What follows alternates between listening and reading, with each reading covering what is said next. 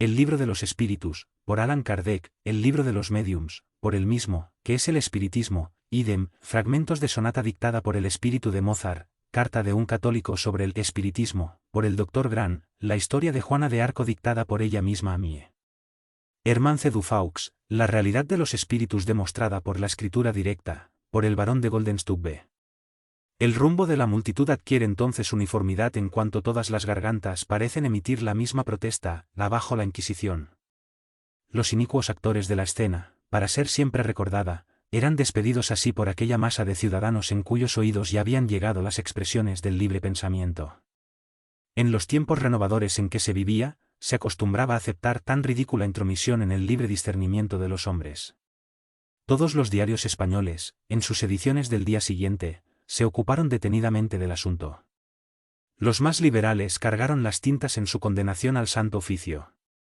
El periodismo en Barcelona tenía una brillante estirpe, pues uno de los representantes del Diario de Barcelona fuera fundador en 1792 y era tenido como el segundo diario del mundo en antigüedad.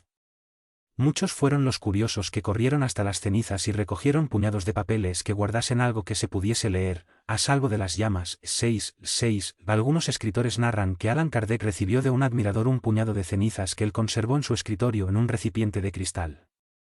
Los recuerdos del heroico pasado espírita se perdieron en Francia, los últimos, se dice, cuando los nazis, después de la invasión a París, ocuparon la Maison des Spirits. Traeré todos los libros que deseéis en mi próximo viaje a Marsella, desahogó en voz alta el capitán de la Marina Mercante, Ramón Lagui y Pomares. Aquella acción provenida del Santo Oficio, creó en la multitud exactamente la inquietud que deseaba evitar. Lejos de conseguir la indiferencia, consiguió aumentar la curiosidad pública. Algo de lo que se tenía apenas informaciones imprecisas o informes en conversaciones de cafeterías, tertulias familiares o por informes de segunda o tercera mano, ganaba ahora un interés directo. Y fue así que en ese mismo año de 1861, pasó a predicar el nuevo espiritualismo en España un hombre que gozaba de una ilustre reputación en los círculos filosóficos y literarios, don Alberto Perón, que detenidamente estudió las obras de Kardec, revive de la misma un compendio, titulándolo Carta de un espiritista a don Francisco de Paulo Canalejas. No obstante, su trabajo no tuvo la repercusión tan alta y sonora como la que alcanzó el obispo Palau, aunque con un propósito diferente. Cuenta la historia que, 8 años más tarde, en 1869, atendiendo a repetidas instancias del pueblo de Barcelona, se derrumbó la ciudadela, sobre cuyos pilares más tarde se pueden admirar los jardines del parque municipal. En una comunicación mediúmnica recibida en las reuniones celebradas por el grupo dirigido por Allan Kardec, en París, una entidad dio la información de que el lugar se transformaría en jardines, lugar de descanso y entretenimiento para el pueblo, hecho que realmente sucedió. En 1888 se realizó allí la famosa Exposición Universal, con la cual la ciudad condal dio un expresivo ejemplo de su dinamismo y de su potencial industrial. La exposición tuvo por entrada un Arco del Triunfo, escultura que ofreció al siglo XIX, en su final, un panorama asaz diverso al del lúgubre y deprimente escenario donde se desarrollaron el auto de fe de 1861. En varios lugares de España, hombres cultos, librepensadores y estudiosos de todas las disciplinas, se reunían para examinar el fenómeno que llegara de Francia bajo el título de espiritismo. Se habían constituido núcleos, de modo general familiares, deseosos de penetrar los misterios del más allá, aplicando los consejos contenidos en las obras del profesor Rivail, el eminente pedagogo y distinguido discípulo del inmortal Heinrich Pastelazzi, y que supiera dar a su obra una tónica didáctica que ofreciera una perfecta comprensión de sus principios filosóficos y experimentales. Aunque el auto de fe no haya marcado precisamente la penetración del espiritismo en España, se puede decir que fue la acción propagandística más eficaz que los adeptos de este pensamiento pudieran tener y justamente efectuada por quien pretendía detener su difusión. El obispo Palau y Termes moría poco después y cuando su espíritu pudo comunicarse en una sesión, conforme nos da cuenta el propio Allan Kardec en la Revue Spirite de agosto de 1862.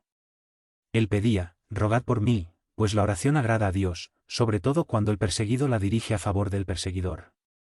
Y firmaba humildemente y de manera tan diferente de sus manifestaciones en la tierra, el que fue obispo y ahora no es más que un penitente.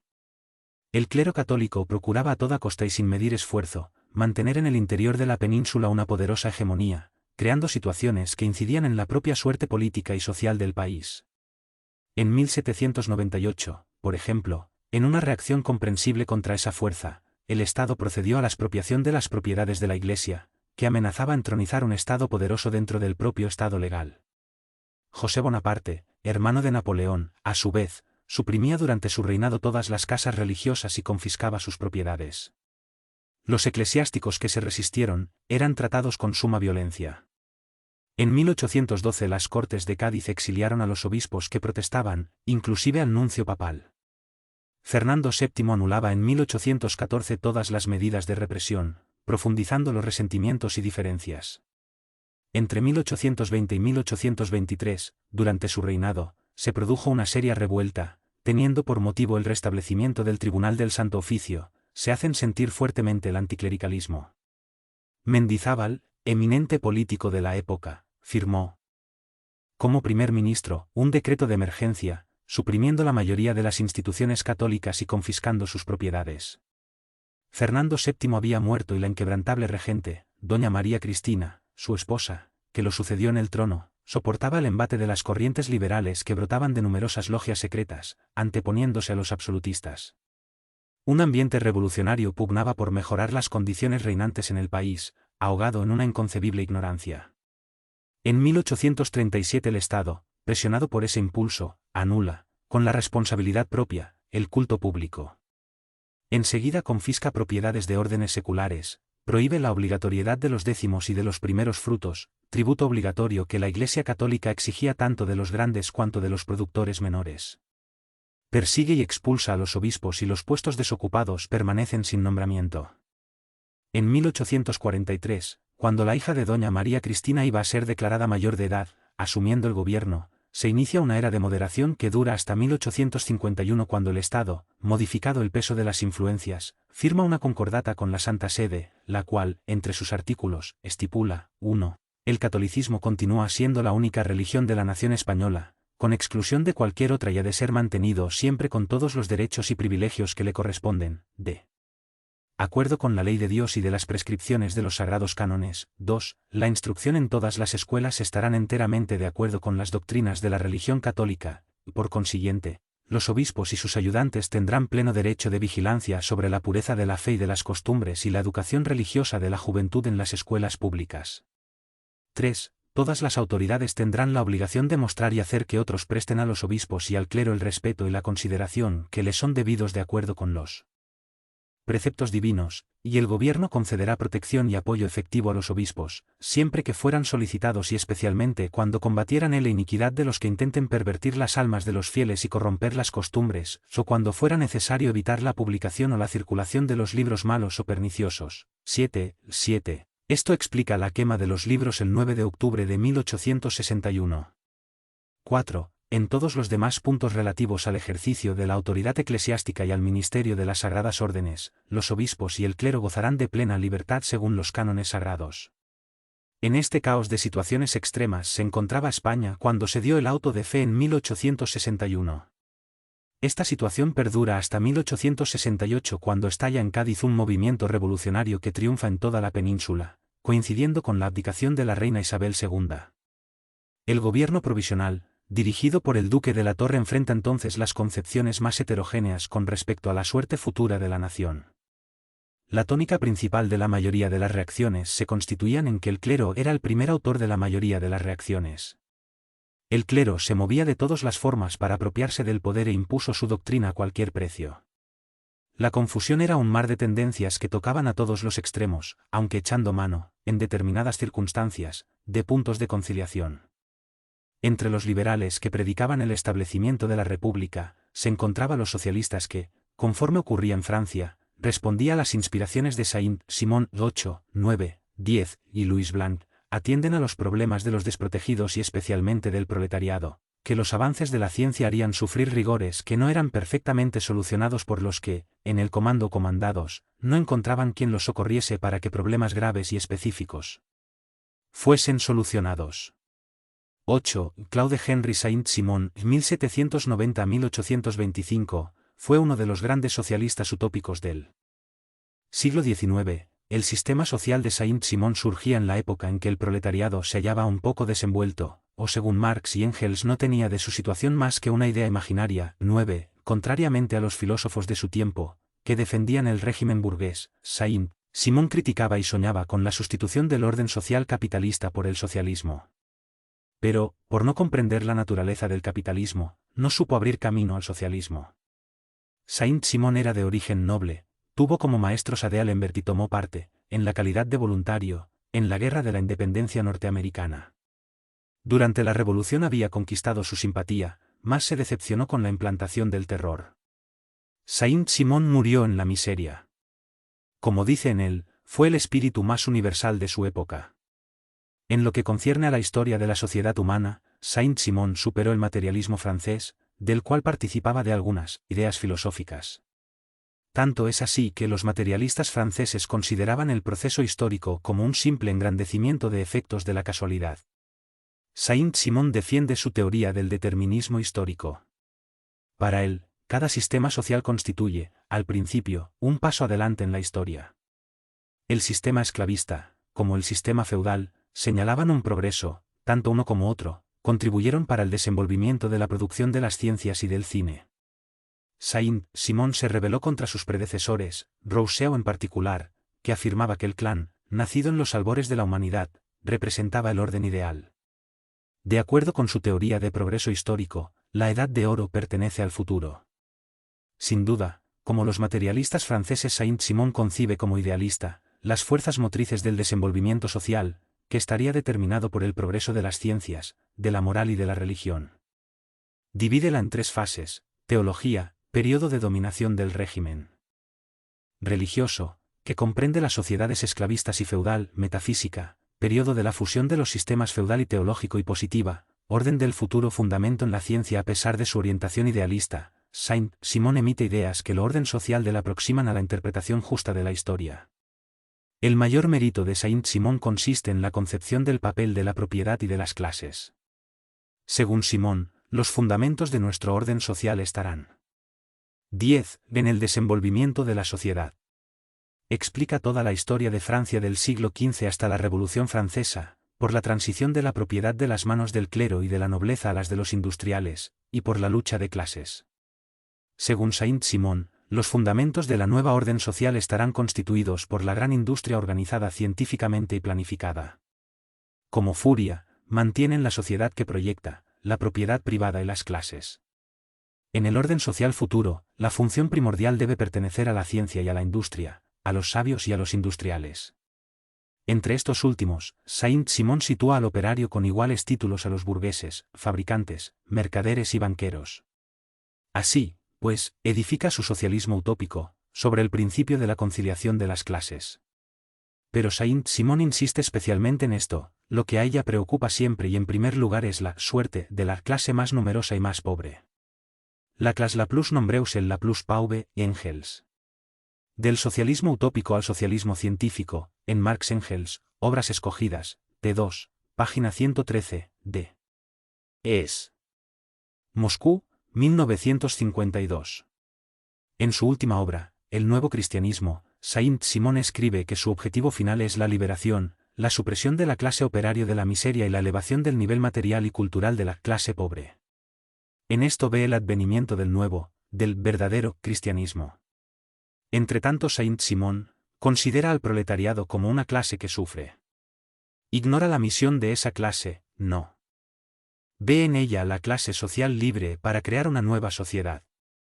Para Saint-Simon la dirección planificada de la industria debe estar de acuerdo, en lo esencial, con los intereses de la mayoría, sobre todo la clase más pobre de la sociedad.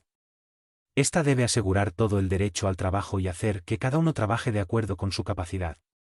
La idea de Saint-Simon sobre la producción planificada y socialmente organizada como base del orden social futuro, representa una gran contribución a la teoría del socialismo. Él enuncia, en principio, la idea de que el orden social futuro, que implica la transformación del gobierno político sobre los hombres en una administración de las cosas y en la dirección de los procesos de la producción. Marx cualificaba a Saint-Simon como el patriarca del socialismo, junto con Fourier y Owen. La doctrina de Saint-Simon tiene carácter utópico. La futura orden industrial llegará, según él, gracias a la propaganda de la nueva filosofía positivista, esto es, la suya. Como Owen y Fourier, Saint-Simon es adversario de la solución revolucionaria de las contradicciones del régimen capitalista. Su doctrina no constituye un socialismo proletario, ni científico, pero sí un socialismo utópico, ilusorio. No es una doctrina de dirigentes de masas proletarias como el socialismo científico de Marx y Engels, y sí una doctrina de socialistas solitarios, cercados por las masas. Saint-Simon es ecléctico en filosofía y oscila entre el materialismo y el idealismo. Después de su muerte, sus discípulos, Bazar y Enfantin, prosiguieron en la propaganda de sus ideas. No obstante, la escuela de Saint-Simon no tardó a desagregarse para convertirse en una secta religiosa y predicaba una nueva religión de amor. Esta escuela renunció y desbarató las ideas progresistas de su autor y exaltó lo que había de concepciones retrógradas en su doctrina. Las 01711 principales de Saint-Simon son: Cartas Genebrinas, 1802, Memorias sobre la ciencia y hombre, 1813 a 1816, Trabajo sobre la gravedad universal, 1813, Sistema industrial, 1821, El Catecismo de los Industriales, 1823 a 1824, El Nuevo Cristianismo, 1825. Louis Blanc, publicista, historiador y político francés, nació en Madrid. Autor de La Historia de 10 años, 1811 a 1882. Nota del traductor. En 1871, 10 años después del tristemente famoso auto de fe, propugnaban los carlistas por el coronamiento de la monarquía, con el príncipe de Carlos en el poder. Otros países, Francia e Inglaterra sobre todo, se introducían en los ambientes políticos españoles, procurando imponer regímenes que les eran propios. Napoleón III, superando su intromisión, consigue que sea aceptado Amadeo de Saboya, hijo del rey Víctor Manuel II. Este tuvo una breve actuación, que duró de 1871 a 1873. En febrero de este último año fue proclamada la República en un mar de sangre, odios y rencores que destruyó la nación ibérica. En crónica de la época, se afirma que, no obstante, el espiritismo continúa propagándose por todas partes, en las aldeas como en las ciudades grandes, en las cabañas como en los palacios, a pesar de la guerra civil, mantenida y sustentada por el fanatismo religioso, ensangrentando nuestro suelo y reduciendo inconmensurablemente nuestro pueblo hasta ayer floreciente. Por más que las huestes que irguieran el pendón del absolutismo y de la intolerancia religiosa se hagan sentir, crecidas en número y temible por su crueldad, por más que las cuestiones políticas que se agitan con inusitada violencia preocupen los ánimos de todos, penetraban las almas de los hombres de bien que desean paz para sus espíritus, una vez que es tan difícil encontrarla en el país. Los pilotos y capitanes de las refriegas españolas que, partiendo del puerto de Barcelona, abordaban frecuentemente Marsella, eran portadores de la nueva, que apenas 4 años después de su nacimiento ya se difundía por todo el mundo, a partir de su Francia natal. El capitán Ramón Lagui y Pomares comandaba el vapor El Monarca.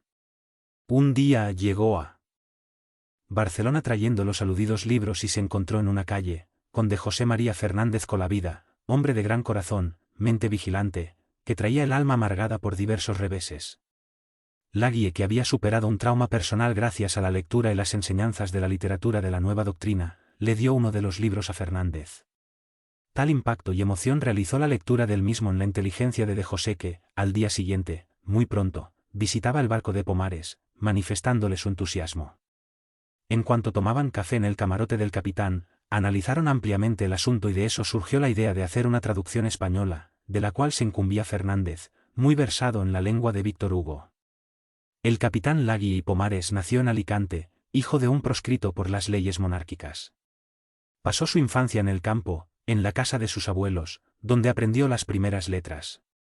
Llevado de vuelta a su ciudad natal, amplió los estudios y se inició en la carrera de marinero. Comenzó la travesía del Mediterráneo en barcos de cabotaje aún muy joven. Contraería matrimonio y comenzó a constituir familia, que con el paso del tiempo, fue aumentada con 4 hijos. Las exigencias de la administración lo obligan al trabajo intenso. Y luego se ve dirigiendo su propio barco. Cuando suponía haber alcanzado sus máximas ambiciones, se murió la compañera. Como si eso no bastase, reveses en los negocios lo llevaron a perder su barco y su capital. Quedó con los hijos huérfanos sin tener siquiera a los abuelos para abrigarlos. Una epidemia de cólera, que devastó al país, le robó la compañera en tan difícil situación. Consigue empleo en una compañía marítima española y por tal motivos, es obligado a viajar constantemente, con periódicos alejamientos de los hijos decide entonces llevarlos a vivir en Marsella, en cuyo puerto tocaba asiduamente el barco en que trabajaba, ya al comando y donde le era permitido permanecer más tiempo en tierra, juntamente con los hijos. Inscribe a sus 2 hijos en un colegio dirigido por jesuitas y a las 2 niñas las dejó bajo la custodia de la familia encargada de la casa armadora, establecida en aquella ciudad. Hombre honrado, fiel y apto, trabajó intensa y eficazmente para dar a los hijos lo mejor a su alcance. Todavía la fatalidad le sigue los pasos. Al regresar de uno de sus viajes, encuentra muerto a uno de sus hijos, víctima de violentas prácticas de sodomía que le habían sido impuestas en el colegio religioso. Al mismo tiempo se entera de que la casa en que dejara a sus hijas, las había prostituido. Corre indignado a pedir justicia a los tribunales y castigo para los perversos. Tocó en todas las puertas posibles, pero las organizaciones religiosas gozaban de una impunidad que los hacía vanos a sus esfuerzos. Al contrario de conseguir justicia, le atribuyen actos no merecidos que le hacen perder el empleo, el dinero que penosamente ahorrará en muchos años de trabajo y la fe en los hombres y en Dios. Volvió lleno de profundo desánimo a España, creciendo en su alma la idea del suicidio, tan cruel era el dolor que lo asaltaba. Angustiado vagaba un día por las calles en Francia, país que le era tan funesto, y vio en una vitrina de una librería un gran cartel anunciando que se acababa de recibir el libro de los espíritus. El librero tiene que abrir una de las cajas para atender su pedido. Se dirige a un café próximo. A su alrededor estaba el gran mundo cruel. El sol iluminaba fulgurante el caserío. Lagui y Pomares, a nada de eso dio importancia, ávido de enfrascarse sobre la lectura del libro recién adquirido, adivinando que en sus páginas encontraría consuelo para sus desdichas. Nada ocupaba su espíritu más que el deseo de profundizar en aquella lectura. A medida que ésta transcurría, iba adquiriendo la certeza de que encontraba lo que buscaba en una intuitiva inquietud. Sintió que le tocaban en el brazo.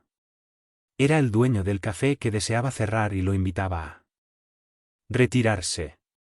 Con los ojos nublados de lágrimas, salió deambulando por la noche, convencido de que en el libro iba a encontrar la luz, el consuelo, la fe que tanto necesitaba para proseguir viviendo y vencer la terrible idea del suicidio que se la volvía obsesión.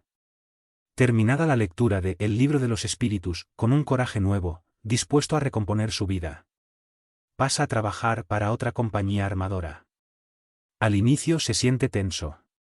Acepta la colocación para garantizar su sustento y el de su familia, y también, para prestar tributo a la liberación de su patria. Le cabe colaborar con las huestes políticas que se mueven del exilio, subrepticiamente a favor de España, transportando líderes, con peligro de su vida, en su barco. Ya no teme la muerte. Tiene absoluta convicción de su inmortalidad y ocupa su efímera existencia en acciones que resultan en bien y alivio de los sufridores. En breve ve morir a los 3 hijos que le quedaban, uno de ellos recién licenciado en la abogacía. Su nueva fe lo mantiene firme, sin caer en desespero. Decide abandonar el mar e ir a residir a una propiedad rural que poseía en Elche donde, abriendo surcos en la tierra, empuñando el arado y plantando árboles, llevaba una vida simple y moderada. Cariñoso con todos, amando a los niños, supo granjear allí muchas simpatías. Contrae nuevas nupcias con una gentil campesina, de cuya unión nace un niño. Estas 2 almas fueron el dulce consuelo de su vejez. Con el advenimiento de la República es nombrado alcalde de Alicante, en reconocimiento de sus dones morales, todavía bien pronto debe renunciar al cargo, teniendo en cuenta las mezquinas ambiciones que le rodean. Vuelve entonces a Elche. Allí, en medio de la naturaleza pasa sus últimos días, querido y respetado por todos. Sufriera tanto, reedición bíblica de Job, que podía haber pasado esos instantes maldiciendo su suerte y la de cuantos le rodeaban, si no fuera por la consoladora esperanza que renaciera en su alma al leer las obras de Kardec.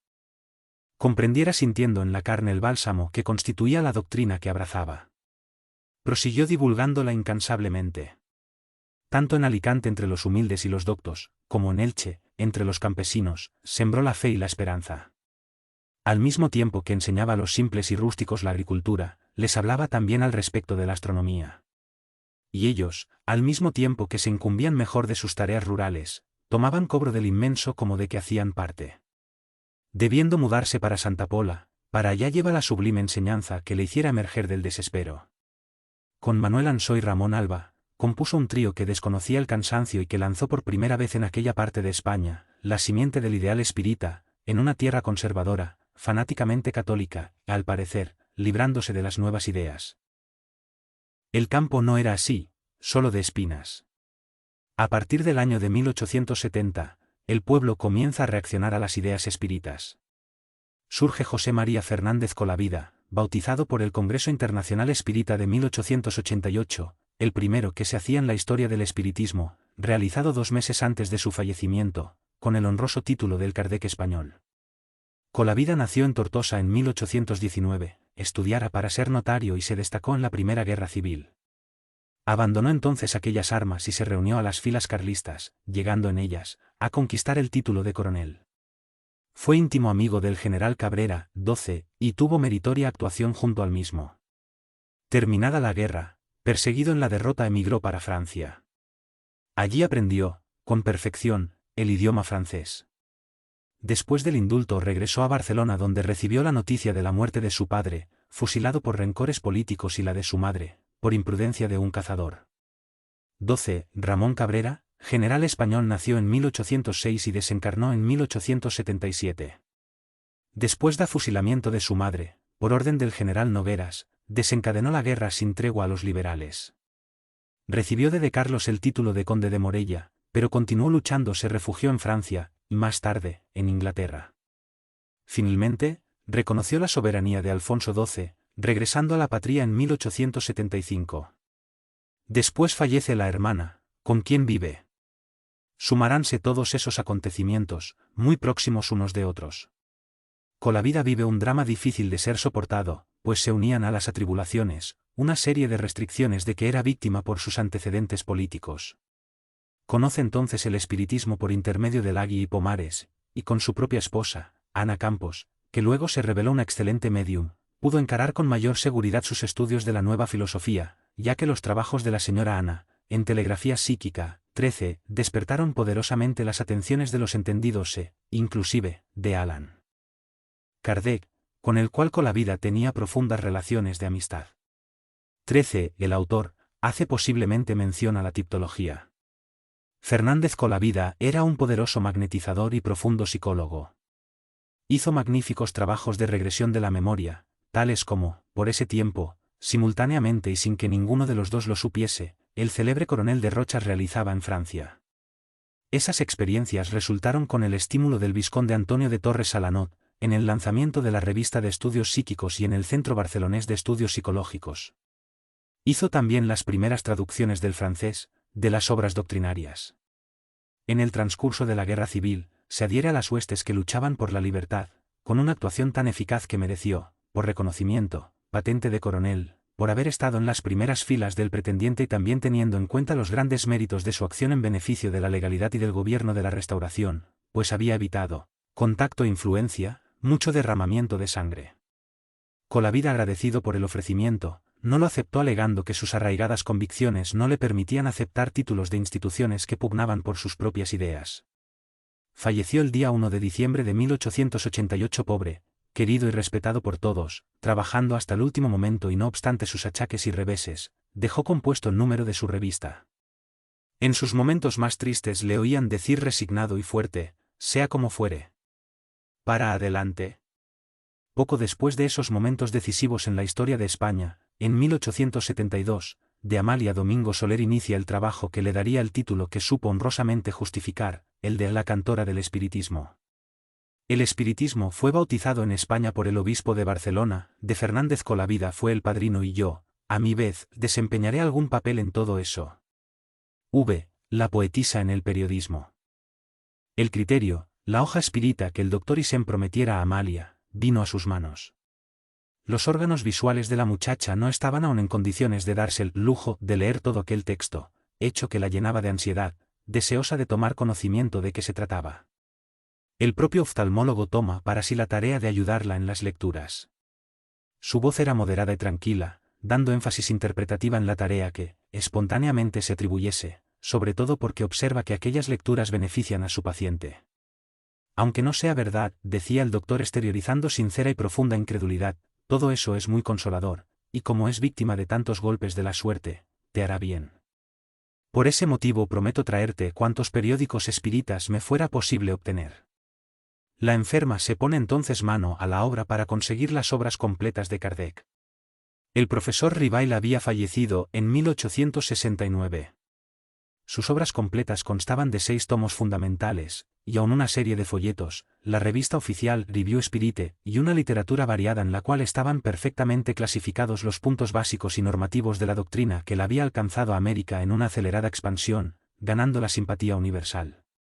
Multiplicábanse los hombres del más alto concepto, como Lagui y Pomares, Colavida, etc., cuyos artículos poco a poco, Amalia fue asimilando, absorbiendo, alimentándose espiritualmente con el nuevo mensaje de paz y de amor, y los profundos conceptos que encontraba en la lectura espírita. Fue cuando, con plena conciencia de lo que decía, manifestó, entonces, su pensamiento de que en el espiritismo estaba la verdad. Esa abertura en su conciencia es expresada en sus memorias. Es tan importante y recibida, con tan profundo júbilo, como la recuperación de sus ojos. Cierta mañana, cuenta ella, estando en mi casa, sentí inesperadamente en la cabeza una sensación dolorosa y extraña. Me pareció que ella se llenaba de nieve. Experimenté un estremecimiento de frío intenso, que me penetraba hasta los huesos, y enseguida juzgué oír voces extrañas y confusas. Agudicé los oídos y me pareció captar una breve palabra, luz. Luz. Ella gritó sobresaltada por una inexplicable sensación, luz es lo que desean mi alma y mis ojos.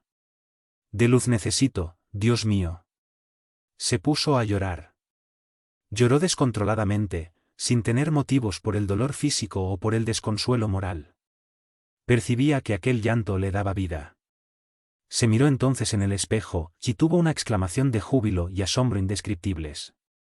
Sus ojos estaban abiertos del todo. Ella cuenta, yo ya no tenía los párpados caídos como antes, cuando podía recibir apenas una chispa de luz, bastando mal para una insuficiente relación con el mundo exterior, corrió para el consultorio del médico.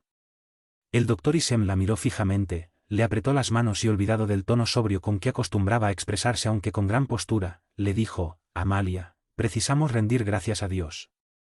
A partir de mañana tú podrás trabajar, sin embargo sin excesos. Recuerda lo que ya sufriste y no cometas imprudencias. Una nueva vida se inicia para aquel espíritu, dinámico. Busca empleo y lo obtiene enseguida. Costura y costura con tanto entusiasmo, con tal alegría, como si hubiese heredado una gran fortuna. Leyó acerca del espiritismo, todo cuanto encontró a su alcance. Quiso tener revistas, muchas revistas. Y como su dinero era escaso para las suscripciones, encontró el medio de obtenerlas enviándoles colaboración. Envió una poesía al Criterio, recibiendo, a vuelta de correo una carta muy valerosa y con mucho criterio de su director, el vizconde de Torres Alanot, Preliminares del Espiritismo, procede de igual manera con el director de La Revelación, publicada en Alicante. Recibió un gentil ofrecimiento para mantener una columna en exclusiva en el periódico. En la página del rostro de El Criterio, en su N-9, se encuentra el primer artículo de Amalia, inicio de su obra en prosa, titulado La fe espírita. Corría el año de 1872. Amalia quiso participar de una sesión, en el transcurso de la cual se mantiene en relación con el mundo espiritual. Sus amigos, sus nuevos y afectuosos amigos le proporcionan esa primera oportunidad en la Sociedad Espiritista Española. Se trataba de una reunión solemne, en el transcurso de la cual eran discutidos los principios sustentados por el catolicismo. Oyó allí el verbo elocuente de García López, Huelves y Corchado, inteligencia de alta calidad que discutían en la más pura dialéctica, revelando conocimiento y una información singular. Se sintió transportada a otro mundo, en el ambiente intelectual con el que siempre había soñado. Desde aquella noche no perdió más ninguna reunión, hasta que las circunstancias de su vida se modificaran. En cuanto a eso continuaba cosiendo y escribiendo con envidiable entusiasmo. Un día, de Alejandro Benicia, vicepresidente de la entidad, se dirigió a Amalia, volviéndose para los miembros de la mesa directiva, dilo de modo sentencioso, en nuestra próxima reunión reservaremos un espacio de tiempo para Amalia Domingo. Dentro de esta cabecita hay muchas cosas preciosas. En el tiempo justo ofrecerá frutos. Ella nunca había enfrentado a un público. Era un compromiso excesivamente grave. Por este tiempo trabajaba en el taller de una señora francesa que se aprovechaba de su buena voluntad para sobrecargarla de servicio. Entretanto, en cuanto cosía, Amalia componía mentalmente versos que guardaba en la memoria y pasaba para el papel por la noche, en su cuarto. Otras veces una sobrina de la propietaria de la casa transcribía las estrofas que Amalia dictaba. De esa forma, tan fuera de lo común, compuso el trabajo que leyó en la reunión del grupo espírita, como deseaba Benicia. El amplio salón de la espiritista española brillaba engalanada. Una selecta asistencia llenaba por completo el vasto salón. Cuando no hubo más espacio, colocaron 20 sillas en el estrado. Presidiendo el acto, los directores exhibían frac y corbatas solemnes. Fue en la noche del 31 de marzo de 1874 y la reunión se destinaba a conmemorar el 5 grados aniversario de la desencarnación de Allan Kardec. Por fin llegó la vez de Amalia. Como en una tela cinematográfica, cruzan por su mente sus sufrimientos pasados. Vio a través de las lágrimas que prestaban singular brillo a su mirada, en un primer plano, la puerta del palacio, al cual se dirigía para recoger su plato de cocido. Vio la caravana de pobres desparramados, apostados frente al portón a la espera del pan viejo y de la sopa hecha de restos. Ahora ella ocupaba el lucido estrado, cercada por hombres dignos, que la presentaban al público con expresiones elogiosas. En la imaginación de Amalia, en una rápida proyección neumónica se cruzan por un momento fugaz todas las angustias sufridas. Fue entonces que se dio cuenta de su situación y percibió que se encontraba cercada por eminentes hombres de la ciencia, filósofos de mérito por su saber y que ponían todo interés en investigar la doctrina que ella acababa de abrazar. Se puso a leer con voz firme y clara el artículo fluido y bien relacionado que escribiera. La repercusión que tuvo su participación en esa noche, la consagró de modo que vino a actuar en todas las reuniones de la entidad. Prosiguió dando alas a su vena poética. Aquel juego de niña, que comenzara a los 10 años de edad y que tuviera su primera eclosión pública cuando completaba los 18 años, había adquirido sólida madurez a esa altura de su vida, cuando 38 etapas cronológicas habían transcurrido. Ganó la consideración de personas cultas que la admiraban y le ofrecían su amistad, aunque sabían de su humilde origen. Un laureado poeta, analizando en cierta ocasión la obra de la poetisa, nos referimos a Umberto Mariatti, dijo lo siguiente: la poesía de Amalia y toda su literatura doctrinaria, no están aún suficientemente apreciadas con justicia.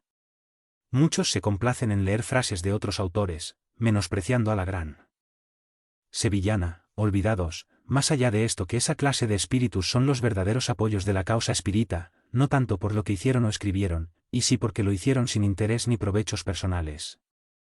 Amalia voló muy alto como el águila dando sombra, y como ave libre de los bosques, cantó las verdades de la naturaleza humana visualizando, ampliamente, los infinitos caminos que desvelan a las almas las luces del espiritismo.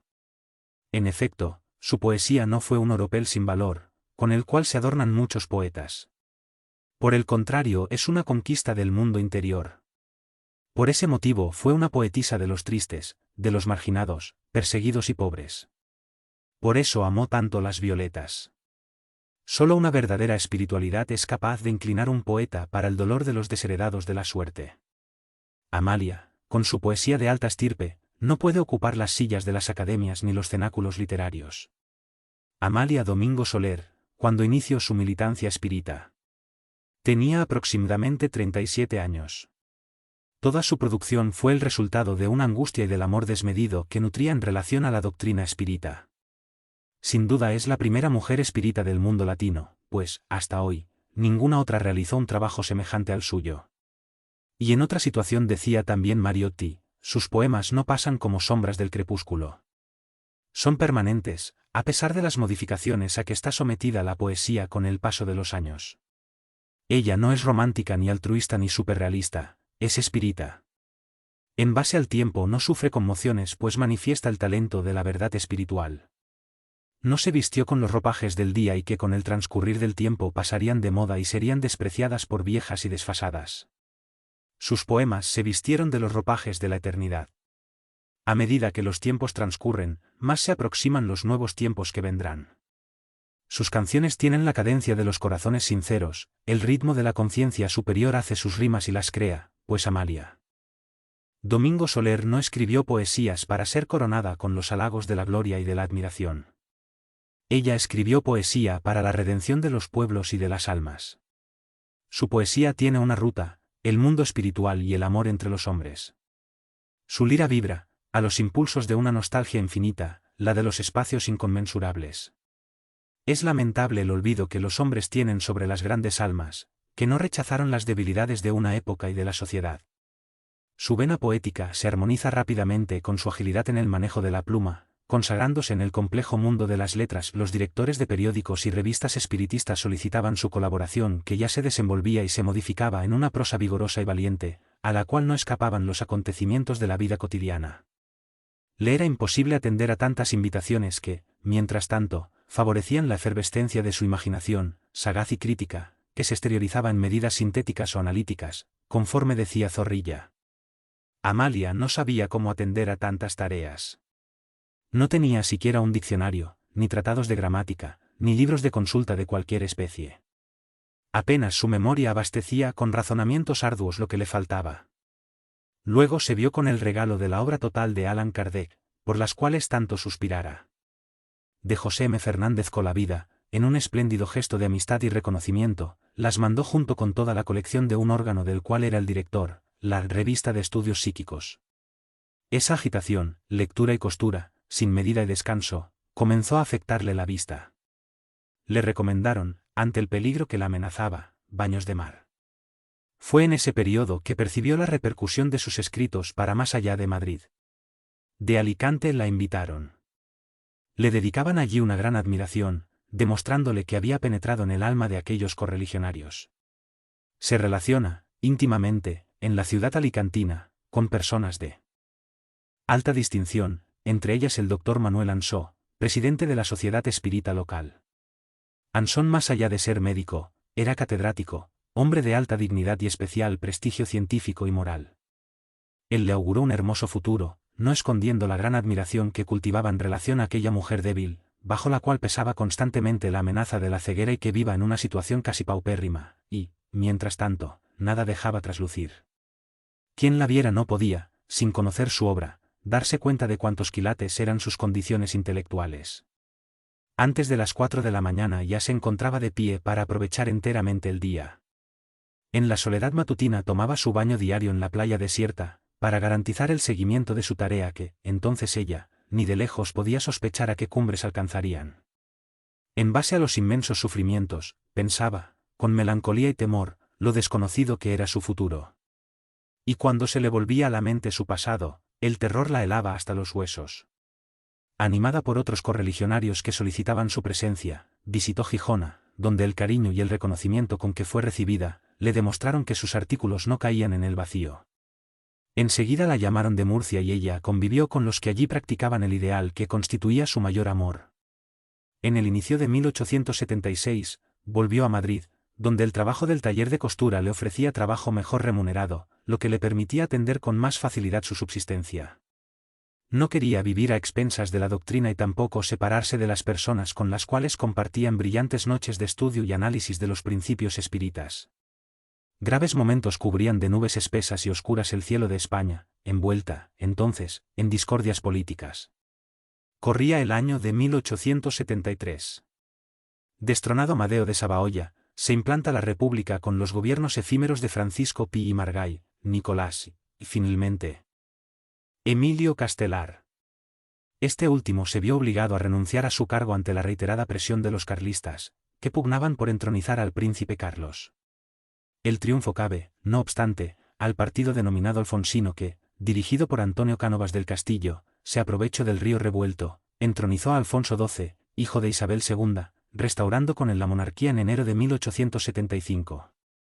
Estas escaramuzas políticas, estas modificaciones frecuentes, creaban en la nación española un estado de inseguridad, de confusión e inseguridad, en el cual el clero no desistía, lo que llevó al gran filósofo Salvador de Mandariaga a analizar la actuación de la monarquía establecida hasta 1923, derrocada con el advenimiento de la Segunda República, escribiendo, donde la facción clerical implantaba sus esfuerzos era en el campo de la enseñanza. En este terreno, la política de la Iglesia se inspiraba en dos reglas: la acumulación de fondos para el cultivo de los ricos y la prohibición de toda innovación en la enseñanza oficial, mediante el juego de influencias políticas y sociales. El resultado de este doble esfuerzo de conducta llevó a un eminente técnico español, en 1923, a calcular que el 50% de la juventud española permanecía sin educación cualquiera, el 25% recibía educación oficial y el 25%, enseñanza clerical. A esto se puede agregar la autoridad de la opinión de un eminente profesor norteamericano, Minesel Bates, que estudió exhaustivamente las cuestiones religiosas, resumiéndolas en un valioso libro documental, que tuvo por título, Libertad religiosa. Bates constata lo siguiente: en ninguna tradición fue tan significativo el patrocinio y el control de la Iglesia como en España, donde muchos actos eran contrarios hasta incluso la expresa voluntad de Roma. La visión de Amalia, pese a los cuidados, los benéficos baños de mar, iba disminuyendo. Todavía no podía ni siquiera pensar en abandonar la costura, sin el riesgo de volver a vivirlas angustiosas horas que tuviera entre 1860 y 1874. Tampoco quería abandonar sus escritos, que llevaran a todos consuelo y fe. En este estado de cosas, llegan a su casa dos personas que reclaman su presencia en Villa de Gracia, en esa época en los arrabales de Barcelona. Le ofrecían los visitantes catalanes una paga mejor por su trabajo, una casa amiga, con habitaciones exclusivas, exigiendo a cambio su participación en una sociedad espírita bien organizada. Y tenía el mar, tan necesario para la cura de sus ojos. Después de esclarecidas ciertas cuestiones, parte a parte, y reconociendo la seriedad de la propuesta, así como la imposibilidad de escoger mucho, dada su situación, Amalia embarcó para la ciudad condal que iría a ser el punto de donde realizaría sus más brillantes actuaciones en la defensa y propagación de los ideales que había abrazado. Fue el día 20, sábado del año de 1876, que ella dejó Madrid y partió al encuentro de aquellos que la habían invitado con tan especial cordialidad. De Luis Llach fue a su encuentro, mal había desembarcado, presentándole al simpático grupo presente. Y, después, preguntas normales sobre el viaje, le dicen en tono que solo ella podía oír: ¿ya tiene un programa para desenvolver en Barcelona, Amalia? Trabajar, trabajar y trabajar. Ella respondió con humildad. Oh. No. No fue para eso que la trajimos a Barcelona. Por aquí sobran las modistas. Lo que faltan son escritores espíritas. Todavía, como escribiendo no gano para vivir, le replicó la audaz andaluza, tengo que coser. Las horas en que estuviera libre las dedicaría a escribir. De Luis Llach, presidente del Centro Espírita Barcelonés La Buena Nueva, entidad que funcionaba en su propia casa, era un hombre respetable, padre de 2 hijos, un muchacho de 14 años y una niña de 12. Poseedor de un fuerte poder magnético, dejó subyugada a la bondadosa Amalia, desde el primer encuentro. Había en su mirada penetrante y en su voz una seguridad que recordaba a los profetas antiguos. De inmediato le infundía respeto y consideración. ¿Crees que tendrás tiempo suficiente para escribir? Preguntó con mansedumbre y firmeza. Me dijo tu médico que, si prosigues cosiendo, más de lo que tus ojos pueden soportar, tu visión durará más o menos 3 meses. No deseo alimentar tus ilusiones. Comentó lentamente, pesando sus palabras. Si, en compensación te dedicaras al periodismo profesional, tus ojos tendrán luz por limitado tiempo. Y cuando ya fueras una viejita, te guardaríamos en una sombrilla, en la playa, y aún allí continuarías escribiendo. Confío en que el mar beneficiará mis ojos. Comentó ella intentando débilmente defender su proposición. Prometo coser lo menos posible.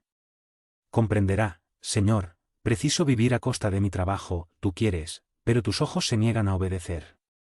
Míralos al espejo, hoy aún, después, dentro de 3 meses, me dirás cómo se encuentran. Estoy perfectamente informado de tu caso. De Luis tenía razón. Por más que frecuentase la playa y se bañase en las cálidas olas del mar, sus ojos, en vez de mejorar, se ponían peores. Amalia fue obligada a abandonar la costura, incluso a plena luz del día. ¿Le pesó en el corazón? Antes no dejaba la aguja sino al apagarse los últimos rayos del sol. Se rindió a los argumentos del nuevo amigo. Se cumplió lo que dijiste. Una espesa neblina me tapa la visión. Me esfuerzo por coser, pero es como si me clavasen agujas en los ojos. Amalia no se contuvo y se puso a llorar. Dios mío. Sollozaba ella, ¿podré volver a escribir?